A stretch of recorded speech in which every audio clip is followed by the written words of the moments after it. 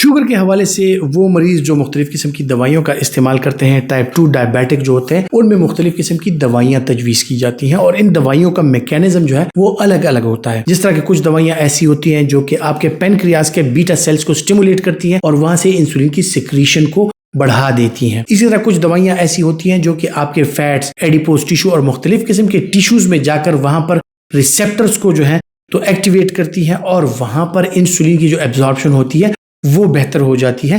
इन्हें इंसुलिन सेंसिटाइजर्स कहा जाता है। और फिर कुछ दवाइयां जिस तरह DPP-4 इनहिबिटर्स कि वो आपके गट में जाके आपकी ग्लूकोज की एब्जॉर्प्शन को कम कर देती हैं, या फिर ग्लैफ्लोजीन्स जिनमें डैपाग्लैफ्लोजीन, एम्पाग्लैफ्लोजीन पाई जाती है।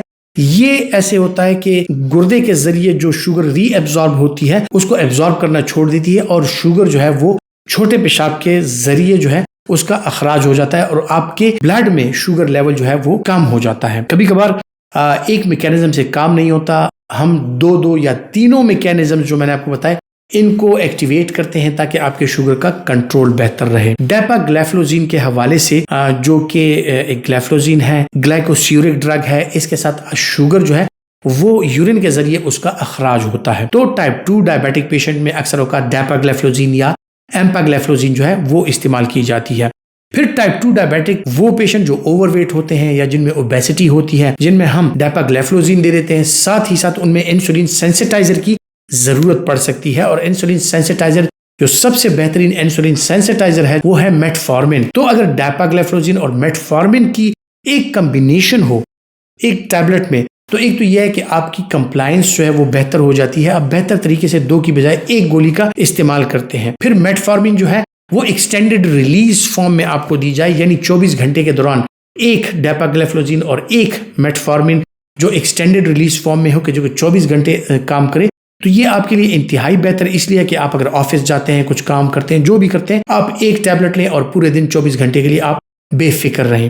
सो ये जो है टाइप 2 डायबिटिक पेशेंट्स में जिनमें ज़्यादा अगर वो ओवरवेट हैं या उनमें इस तरह के मसाइल हैं तो वो इसका इस्तेमाल कर सकते हैं अपने डॉक्टर के मशवरे के मुताबिक। इंसुलिन के साथ या इंसुलिन के बगैर भी इसका इस्तेमाल कराया जा सकता है। खुसूसन डैपाग्लैफ्लोजीन जो है कार्डियक पेशेंट्स के लिए उसकी सेफ्टी वो बेहतरीन है। इसी तरह मेटफॉर्मिन कार्डियक पेशेंट, ओबेसिटी के जो पेशेंट्स हैं उनके लिए बेहतरीन है। तो इस कम्बिनेशन को हार्ट पेशेंट्स, जो लिवर के पेशेंट्स हैं, क्रॉनिक लिवर डिजीज के, वो इस्तेमाल कर सकते हैं। क्रॉनिक किडनी डिजीज के पेशेंट्स जिनका क्रिएटिनिन लेवल हाई है वो डैपाग्लैफ्लोजीन का तो इस्तेमाल कर सकते हैं, लेकिन मेटफॉर्मिन का इस्तेमाल अपने मेडिकल स्पेशलिस्ट या एंडोक्राइनोलॉजिस्ट या अपने नेफ्रोलॉजिस्ट के मशवरे के मुताबिक ही करें, क्योंकि मेटफॉर्मिन जो है वो कॉन्ट्रा इंडिकेटेड है। इसी तरह प्रेगनेंसी में ये सेफ नहीं है, प्रेग्नेंट खवातीन जो है इसका इस्तेमाल नहीं कर सकती। इसी तरह जो एंड स्टेज रीनल डिजीज के पेशेंट्स होते हैं वो इस कम्बिनेशन का इस्तेमाल नहीं कर सकते।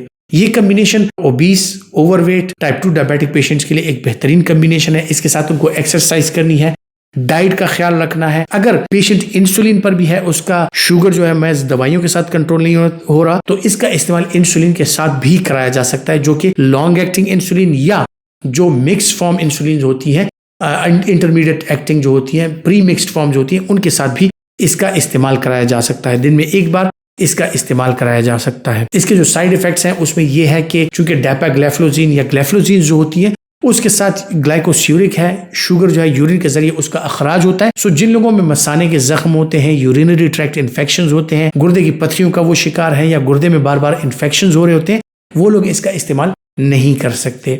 फिर जनाब मेटफॉर्मिन, जिस तरह मैंने जिक्र किया कि गुर्दों के वो मरीज जिनका क्रिएटिनिन लेवल हाई है वो इसका मेटफॉर्मिन का इस्तेमाल नहीं कर सकते। कुछ लोग अगर किसी चीज को हाइपर सेंसिटिव हो, किसी दवाई को, वो इसका इस्तेमाल हरगिज ना करें। फिर अपने डॉक्टर के मशवरे के बगैर किसी भी दवाई का इस्तेमाल जो है वो आपके लिए नुकसानदेह साबित हो सकता है। इसके जो और साइड इफेक्ट्स हैं मेटफॉर्मिन के हवाले से, भूख का ना लगना, पेट का सूज जाना, कभी कभार कब्ज का हो जाना, और अक्सर औकात लोगों में यूरिन बहुत ज्यादा आना, खुसूसन रात के वक्त यूरिन के लिए, क्योंकि डैपाग्लैफ्लोजीन जो है यूरिन के मिकदार को भी, चूंकि शुगर उसमें निकलता है, यूरिन की मिकदार भी बढ़ जाती है। इसके साथ डिहाइड्रेशन भी हो सकती है। तो अपने पानी की जो मिकदार है, नमकियात की जो मिकदार है, वो आपने नॉर्मल रखनी है। एक्टिविटीज जो है आपने नॉर्मल रखनी है। उम्मीद करता हूं कि मेडिसिन नॉलेज के हवाले से जो मालूमात मैं आप तक पहुंचाता हूं ये आपके लिए फायदेमंद साबित होंगी।